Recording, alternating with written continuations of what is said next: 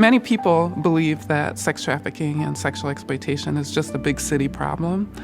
In reality, it is all over. The average age of entry is 12 to 13 years. On the one hand, it's such a hidden thing.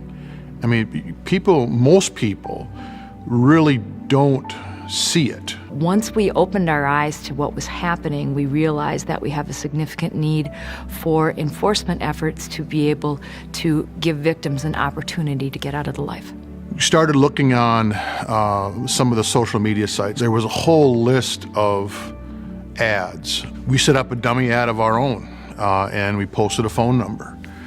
And within 24 hours, we had over 80 phone calls to that number. We have a serious issue in central Minnesota. These women come with so much violence and so much trauma that has been perpetrated against them. They have high levels of PTSD and mental health issues. Many of them are drug addicted. This is how they've coped with having to live this kind of life. This is not something you just walk away from and one day decide you're going to do something different.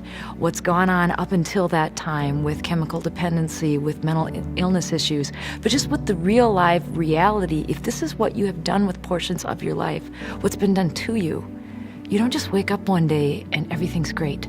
It's a process, it's not an event.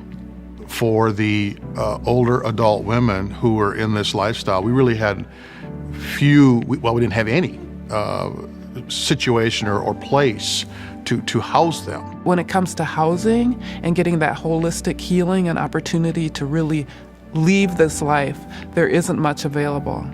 And that's where Terebinth Refuge comes in. Terebinth Refuge is a shelter and transitional home for adult women over 18 and also serving their young children. Currently, Terebinth Refuge has a temporary home where we're able to serve up to 10, that's counting women and children. We are providing a place that is putting holistic services that are specific for the needs of sex-trafficked women. We have a registered nurse. This nurse takes care of our wellness programming. And what that is, it's an opportunity for women to learn about good nutrition, on how to care for themselves, about exercise. We partner with a community organization that gives us a therapist, and she's specifically trained in trauma and women. And so Terebinth Refuge is providing that place where women can make the choice that, yes, I want to get out of this life, or I want a break from this life until they can trust us and know that they can get out of this life. This house that we're in is a startup, but our vision is to have a property that will house both a shelter and a transitional home. We have a board that is committed to seeing that happen, and we're hoping to see that happen within the next 2 years. I get questions all the time about what can I do? You know, I oftentimes say, if you see something, say something. And we talk about things to look for in your neighborhoods. But the other side of it is to help Terebinth Refuge and through their giving and support would be huge. There is something that we can do, and there is something in this community that can stop what's going on here.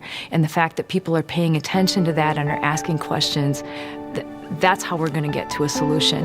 What it takes for Terebinth to continue this work and to bring healing to the lives of women is you. We need donors. We need prayer support. We need people who are willing to be monthly givers and people who will be able to give us in-kind things. It takes a lot to run a house. It's been amazing being here in St. Cloud. We have such a supportive community. There is hope, and hope for the women that are trapped up in this life.